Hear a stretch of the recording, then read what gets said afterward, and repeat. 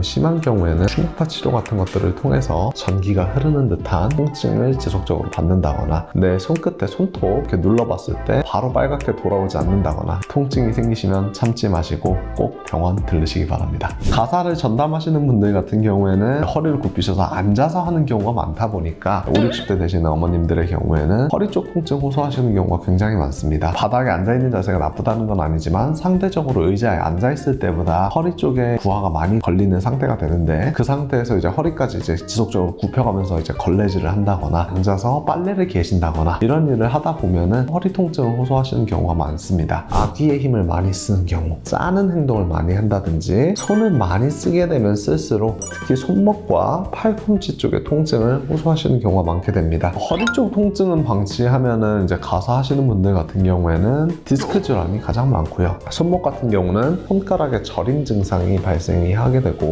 손가락에 저림 증상이 점점 심해지다 보면은 손목 터널 증후군들 이런 것들이 나타날 수가 있습니다. 팔꿈치와 같은 경우에는 손에 단순히 힘을 준다거나 뭔가 물건을 들 때 통증이 심해지면서 일상생활에서의 문제가 발생하는 경우가 꽤 많습니다. 이러한 통증들을 예방해주기 위해서는 잦은 스트레칭과 같은 자세에서 고정된 상태에서 움직이는 것들 이런 것들을 피해주는 게 일단 1차적인 방법이라고 볼 수가 있겠고요. 내가 만약에 이상소견이 생기는 거, 예를 들어 전기가 흐르는 듯한 이런 통증을 지속적으로 받는다거나 내 손끝에 손톱 이런 것들 이렇게 눌러봤을 때 하얗게 됐다가 바로 빨갛게 돌아오지 않는다거나 혈액순환 같은 것들에 이상이 생기는 징후들이 보인다면은 지체하지 말고 병원을 찾으시는 것이 중요하다고 볼 수가 있겠습니다. 통증의 원인에 따라서 여러 치료 방법이 있을 수가 있겠습니다. 손목, 팔꿈치에서 나타나는 질환 같은 경우에는 염증 같은 것들이 생기는 경우 해소해줘야 되기 때문에 기본적으로 약제 치료가 들어가게 되고요. 물리치료 같은 것들을 같이 병행하기도 합니다. 너무 심한 경우에는 충격파 치료 같은 것들을 통해서 내부의 통증을 깔아앉히고 조직의 회복 속도를 조금 더 촉진시키는 이러한 방법을 사용해 볼 수도 있겠고요. 너무 많이 써서 관절염이 생긴 경우에는 진통 소염제 같은 것들을 사용을 해서 염증을 좀 깔아앉힘과 동시에 손 관절 쪽에 부담을 좀 덜어줄 수 있는 그런 물리치료 같은 것들을 시행을 할 수가 있겠습니다.